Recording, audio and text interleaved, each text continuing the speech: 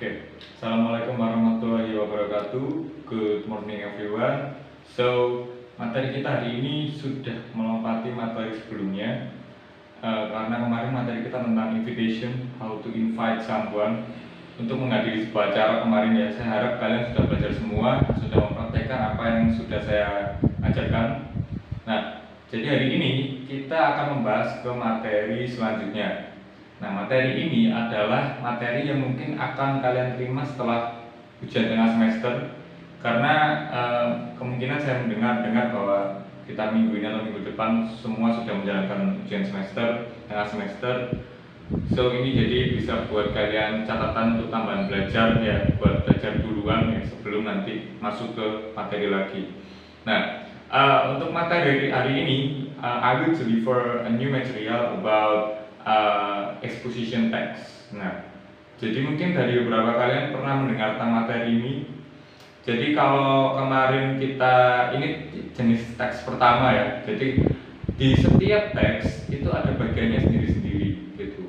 Ada teks argumentatif, ada teks exposition, ada teks naratif, ada teks lain sebagainya, banyak. Nah, Anda harus paham satu persatu jenis teks tersebut agar ketika Anda menjawab pertanyaan ya di ujian kalian nggak kesulitan, karena setiap teks itu memiliki ciri-cirinya sendiri-sendiri gitu. Nah, untuk teks exposition sendiri itu merupakan jenis teks ya. Di sini sudah saya tuliskan ya. Kita masuk ke exposition text. Exposition text adalah teks yang berhubungan dengan analisa, interpretasi, serta evaluasi. Terkadang dikenal juga sebagai argumentative text karena didominasi opini, bertujuan untuk meyakinkan pembaca agar berpikir ke arah sudut pandang penulis gitu. Jadi dia sedikit-sedikit mirip sama teks argumentatif ya. Tapi kalau exposition text ini dia jenisnya lebih luas dari cuma sekedar argumentatif gitu. Nah, kemudian untuk jenis-jenisnya ya, jenis-jenis apa untuk jenis structure sama unsur kebahasaannya sudah saya catatkan di sini. Nah, ini adalah generic structure-nya. Jadi biasanya di dalam exposition text itu dia ada sekitar 3 sampai 4 paragraf ya. 1 2 3 4 5 atau 4 sebenarnya bebas ya. Yang terdiri dari tesis ya, atau berisi isu dan masalah, argumentatif berisi pendapat Anda, kemudian re-irritation itu kesimpulan. Nah, jadi ada tesis, ada argumennya, ada re-irritation atau kesimpulannya.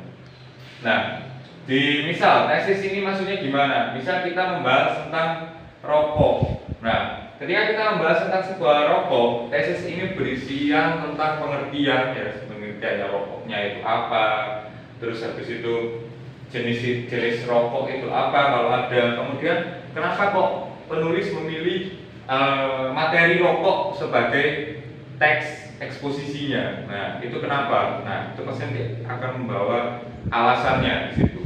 Jadi berisi alasannya itu di tesis. Nah, kemudian argumennya di sini itu berisi pendapat sekaligus posisi dia. Ya posisinya pro atau kontra di situ ya. Gitu. Kemudian di exposition ini dia condongnya kemana, lalu diberikan alasannya, dan alasannya ini bersifat opini gitu. Opini sendiri di sini bukan berarti dia menyalahi fakta dan sebagainya ya. Jadi opini nanti bisa didukung oleh fakta ya, tapi faktanya ini nggak begitu wajib. Misalnya opini penulisnya itu yang harus kita garis bawah, karena nanti tetap di ujungnya tujuan dari penggunaan exposition text itu menggiring pembaca agar sesuai dengan kemauan penulis gitu. Nah, kemudian kalau re-irritation, kesimpulan ini nanti itu kita bahas dari awal lagi. Yang dibahas itu apa sih? Kenapa kok merokok jadi sebuah masalah sih gitu. Nah, jadi seperti itu. Ada 3 bagian ini. Untuk paragrafnya nggak selalu paragraf 1 di sini, paragraf kedua di sini, paragraf ketiga ini enggak. Jadi intinya kalau yang bagian pertama itu dia jelas punya tesis ya. Nanti kalau udah masuk ke pendapat umumnya, dia masuk argumen, itu nggak harus cuma 1 paragraf, bikin 3, 4, 5 terserah, tergantung masalah yang dibawa. Nanti kalau udah selesai, kasih kesimpulan atau re-irritation. Nah, itu baru. Nah, kemudian setelah itu kita masuk ke unsur kebahasaan ya. Exposition text itu menggunakan ciri yang pertama ya. Untuk tensesnya dia pakai simple present tense. Kenapa kok dia ambil simple present tense? Hal yang diangkat ya, ini merupakan kejadian atau merupakan fenomena yang terjadi selama ini, nowadays. Jadi dia bukan bahan basi, ibaratnya belum selesai sampai sekarang. Isu yang tercipta, isu yang terjadi itu masih menjadi perhatian publik sampai sekarang. Nah, jadi kenapa dia memakai simple present untuk menunjukkan suatu keterangan umum dan lain sebagainya, dia pakai simple present. Kemudian dia menggunakan conjunction ya. Conjunction tahu ya, conjunction itu kata hubung kayak and, so, dan lain sebagainya. Jadi biasanya dikasih kata hubung, kalau nggak gitu dikasih koma, itu ciri-ciri dari sebuah teks, nggak cuma exposition text aja, banyak lainnya. Kemudian dia berisi argumen-argumen ya. Argumentatif ini jenis dengan opinion. Jadi ibaratnya dia mau buat teks tentang apa, suka-suka dia mau kasih argumen apa. Kemudian dia banyak menggunakan kalimat sebab akibat. Nah, ini adalah condongan dari exposition text. Exposition text itu adalah seperti kita membandingkan satu dengan yang lainnya. Apabila kita melakukan ini, sebabnya karena ini, akibatnya ini. Jadi ada sebab akibat di situ. Kayak merokok, sebabnya apa? Nah, sebabnya mungkin karena ingin coba-coba atau pergaulannya salah dan lain sebagainya. Kemudian nanti akibatnya ditimbulkan ya. Nah, bisa kanker, bisa batuk dan lain sebagainya. Jadi ada sebab akibat di situ. Itu untuk pertimbangan para pembaca. Nah, nanti tinggal penulisnya contohnya kemana, dia pro atau kontra gitu. Dengan kasih sebab akibatnya masing-masing.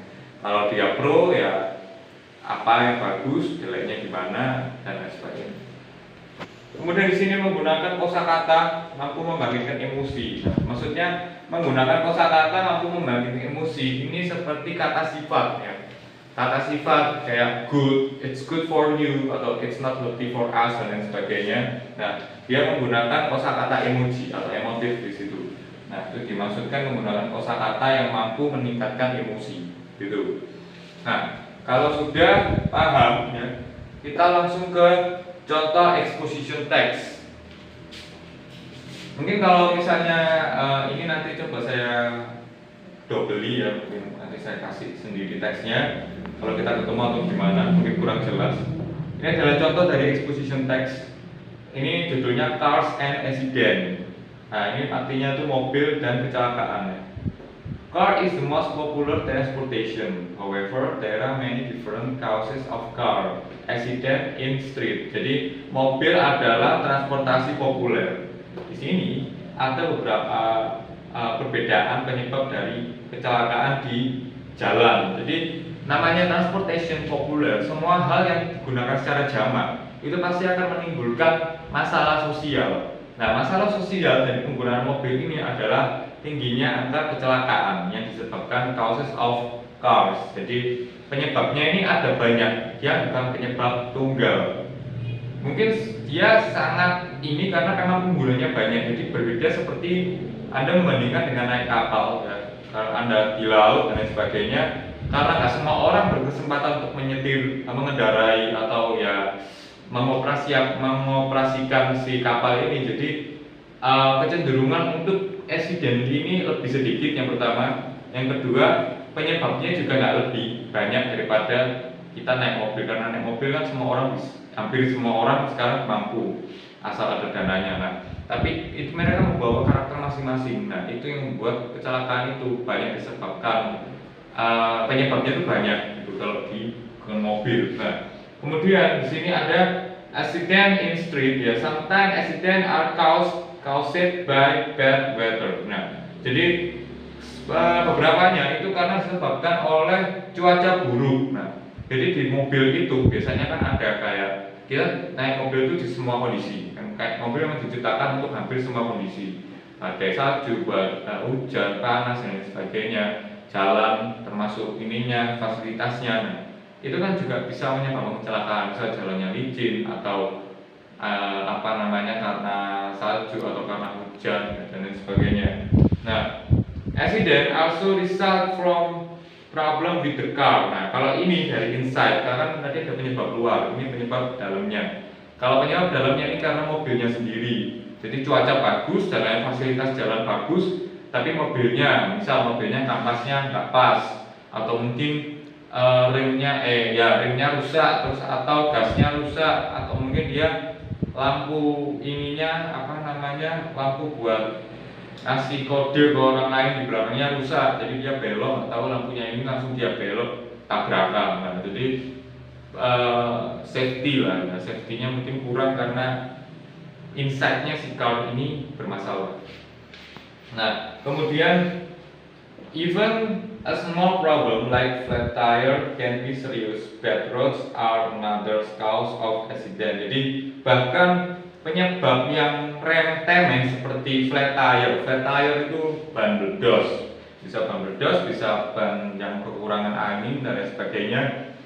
Ban ya pokoknya tire itu penyebab kecelakaan yang kayaknya small problem tapi dia bisa menyebabkan hal yang besar gitu, karena mobil itu memang dia lebih secara gas ya, dan lain sebagainya dia lebih kenceng. Nah, jadi kalau kayak di jalan di persahabatan atau tol dia kan kencang. Nah, ketika ada ban yang bermasalah itu akan menimbulkan misal kayak bannya meledos gitu aja, itu nggak tiba-tiba dia nggak enak aja, dia langsung kayak overtracking. Jadi misal dia bisa keluar dari jalur, dia bisa ngepot dan mengguling dan lain sebagainya karena kecepatan yang memang jalan tol kan memang diciptakan untuk kendaraan berlalu lintas cepat, jadi 90 ke atas itu bisa gitu, asal mungkin dia mampu gitu, dia bisa karena jalur jadi jalannya tempuh tuh jadi lebih sedikit waktunya, tempuhnya 4 jam jadi 2 jam atau bahkan 1 jam setengah. Tapi resiko dari flat tire, nah ini kayaknya remeh-temeh, itu besar kalau kita mengendarai kendaraan itu dengan kecepatan tinggi.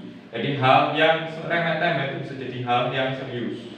Nah, kemudian di sini ada bad roads are another cause of accident. Jadi bad roads, jadi jalan yang buruk ya. Ini masuk ke facility, jadi itu nggak seringkes kalau dia ada jalan lubang atau jeduk gitu aja, nggak sesimpel itu. Ketika Anda mengendarai dengan kecepatan yang tinggi ya, lalu ada lubang dan sebagainya, itu bisa bikin mobil Anda jadi nggak stabil lagi. Jadi Anda bisa ngepot dan lain sebagainya.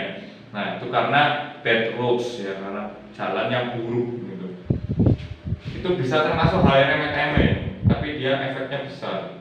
Some accidents are caused by drinking too much alcohol. Nah, beberapa dari accident ini juga disebabkan oleh minum alkohol ya, yang terlalu banyak. Jadi, of course, di luar negeri kayak di Amerika dan Inggris dan lain sebagainya, penggunaan alkohol itu biasa.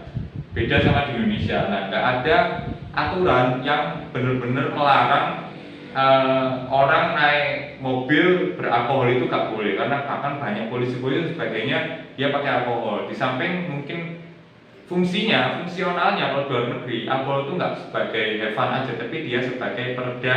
Jadi di sana udaranya kadang minus dan lain sebagainya. Alkohol itu bisa bikin badan Anda lebih hangat. Nah, makanya dari itu kadang mereka menggunakan alkohol sebelum mereka menyetir mobil untuk tidak merasakan terlalu dingin dalam kendaraan. Ini nggak terlalu grogi karena dinginnya kendaraan. Tapi ketika Anda mengonsumsi terlalu banyak, too much of drinking of alcohol, itu akan membuat Anda kehilangan konsentrasi atau kehilangan kendali atas diri Anda sendiri. Itu yang menyebabkan banyak kecelakaan dan accident caused by drinking. Kasusnya di Indonesia nggak terlalu banyak, tapi kalau di luar negeri cukup banyak. Nah, kemudian di sini ada knowing some factor causing accident is extremely important to prevent accident while driving. Jadi intinya di sini karena kita sudah tahu banyak faktor ya yang menyebabkan kejadian mobil, kecelakaan mobil, itu penting kita untuk bagaimana sih cara mengendalikan diri ketika kita menyetir gitu, mengantisipasinya tuh bagaimana gitu. Nah, untuk jenis structure di sini cars accident dia masuk judul. Di sini car is the most popular transportation, dia masuknya ke pengertian umum atau tesis ya. Kemudian di sini mulai dari sometimes accident can caused by bad weather dan turun ke bawahnya. Dia masuk ke argumen ya, dia masuk ke argumennya penulis, disebabkan oleh apa, dia opini memang, tapi kalau dia mau, dia sebenarnya bisa ngasih fakta di situ. Nah, faktanya beberapa diakibatkan oleh itu, tapi karena dia nggak ambil dari sumber yang percaya atau sumber yang resmi, ya dia sifatnya opini walaupun faktanya memang ada gitu. Nah, kemudian ketika dimulai dari knowing some factor. Nah, knowing some factor ini masuknya ke apa namanya relation, jadi relation. Dia masuk ke apa namanya simpulan. Jadi ketika terakhir Anda membuat simpulan, kesimpulannya kan di sini mengetahui beberapa faktor penyebab kecelakaan. Ini kan di sini juga faktornya. Di sini dibahas sedikit. Jadi Anda harus tahu apa yang harus Anda ambil, Anda lakukan ketika Anda mulai menyetir, itu apa aja yang harus Anda hindari, apa aja yang harus Anda persiapkan. Kayak flat tire, Anda harus menyiapkan ban cadangan di belakang mobil mungkin bisa, atau ya pokok mobil inside-nya dulu dibenerin gitu. Karena kalau kayak bad weather memang kita nggak bisa untuk mengatasi, tapi kita bisa mengantisipasi. Anda bisa berhenti dulu, minggir dan sebagainya ketika cuacanya itu sangat-sangat tidak stabil untuk keselamatan Anda sendiri. Jadi itu materi tentang exposition text. Thank you for your attention. I'm sorry if I have mistakes. Wassalamualaikum warahmatullahi wabarakatuh.